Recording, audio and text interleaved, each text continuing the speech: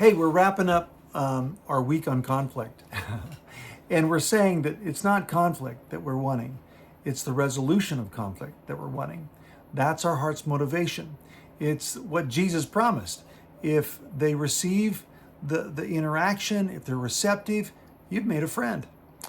We want to make a friend. We want to build a brother. We want to embrace a sister. We want resolution to the conflict. That's going to require a humble posture. We've said first thing, number one, these are all A's, remember. The first one is acknowledge God's presence by inviting him in. Into the mix, into the conflict. Sit down with someone. First thing you can do is open up in a simple prayer. God, grant me humility in which alone is rest. Deliver me from pride, which is the heaviest of burdens. Just invite humbly God's presence there. Lord, help me to hear the other party. As much as I want to be heard, Lord, help me to first make sure I hear them.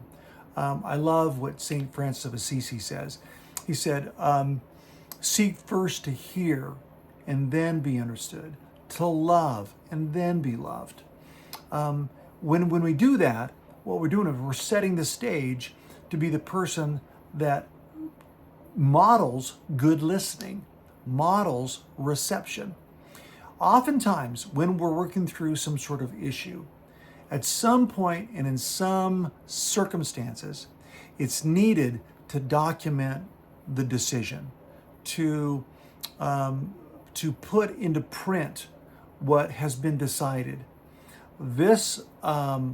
This is something that kind of binds the agreement together. It's a way to galvanize clarity. Oftentimes, whenever people are working through something, it's not simple. It's not straightforward. Sometimes it is, but oftentimes it's not. There's some complication, and there's a matter of compromise and newly agreed upon behavior or boundaries. In this kind of circumstance, when stakes are high, it's often important to formalize a plan, to agree to formalize a plan. So we've got acknowledge God, we've got address the problem, we've got apply the golden rule, and now we have agreed to a formal plan. Formalize the plan, especially when there's more ingredients than it's just kind of, you're not just navigating a misunderstanding, you're navigating a complicated issue. Formalize that plan. In the story of Abimelech and Abraham, this is called a covenant. Now, this isn't the first time we've seen a covenant. In fact, the notion of covenant has been addressed with Abraham and some of the fellows that were part of the collection of kings that he worked with. It's been addressed with God and Abraham on multiple occasions, very specifically and comparably in Genesis chapter 15, where God cuts a covenant, literally cuts animals in half, and the fire pot comes to the middle of that. Remember that scene? That's called cutting a covenant. That's exactly the term that's used here. Abraham and Abimelech cut a covenant. They made an agreement. They formalized their commitment. Oftentimes, this will require a little Q&A. Listen to the text. It says, so the two of them made a covenant. Abraham took sheep and cattle and gave them to Abimelech. Abraham set aside 7 sheep from his flock. Abimelech said, well, what does this mean, these 7 sheep that you've set aside? Abraham says, it means that when you accept these 7 sheep, you take it as proof that I dug this well and that it is truly mine. I love this little Q&A that goes on, right? And this is exactly what should be taking place when we formalize a commitment over some issue. A little Q&A needs to happen. What do you understand our agreement to be? How do you understand that this has hurt me, or this is how I perceive I've hurt you? Is that correct? Am I understanding this correctly? Right? Allow that interchange, that dialogue, that paraphrasing each other. Why? Because you want to end this disagreement with full agreement. You want to end what may have had not much clarity, a lot of ambiguity, with clarity.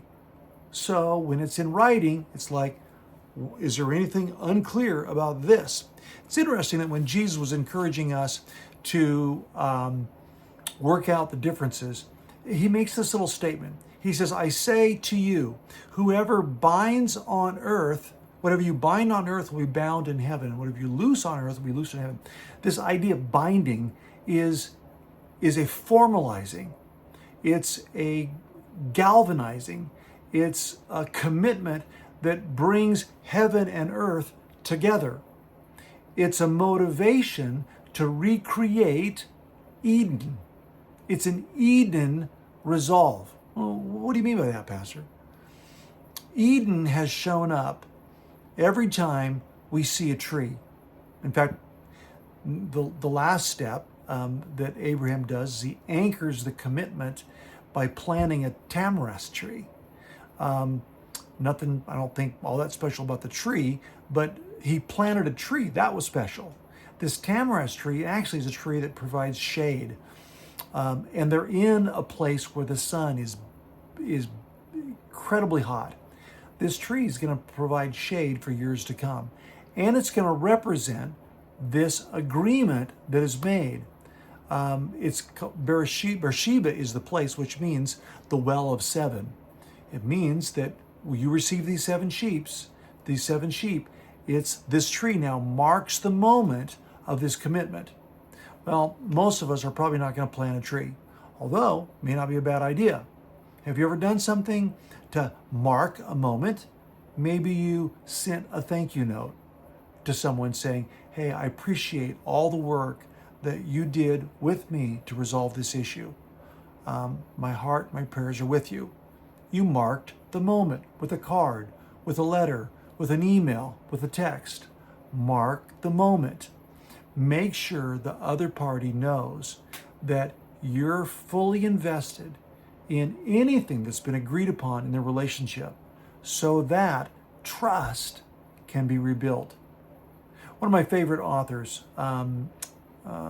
David Augsburger, wrote a little book years ago called Caring Enough to Confront.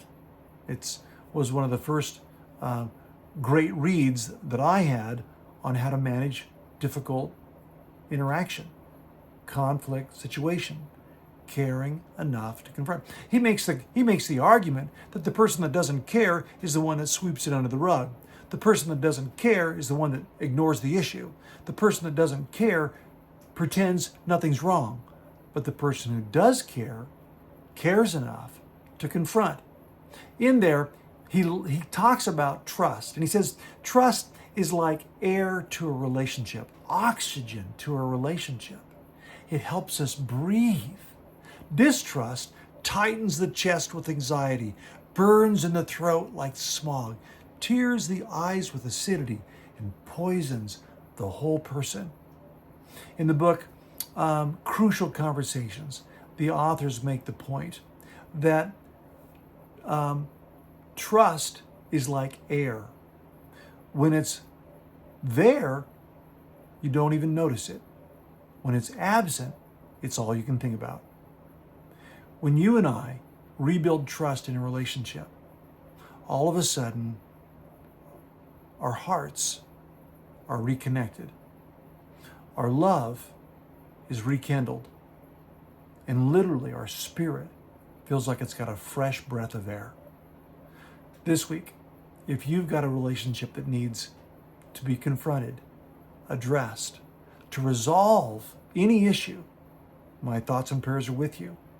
I stand ready to support you. If you want someone to come alongside, give a little coaching, give a little encouragement, or maybe even sit in if it's the second go around, I'd be happy to do it with you. God bless you. Lord Jesus, empower us to be that kind of people, that kind of church, that kind of community. I'll see you next week. I'll see you this Sunday. God bless.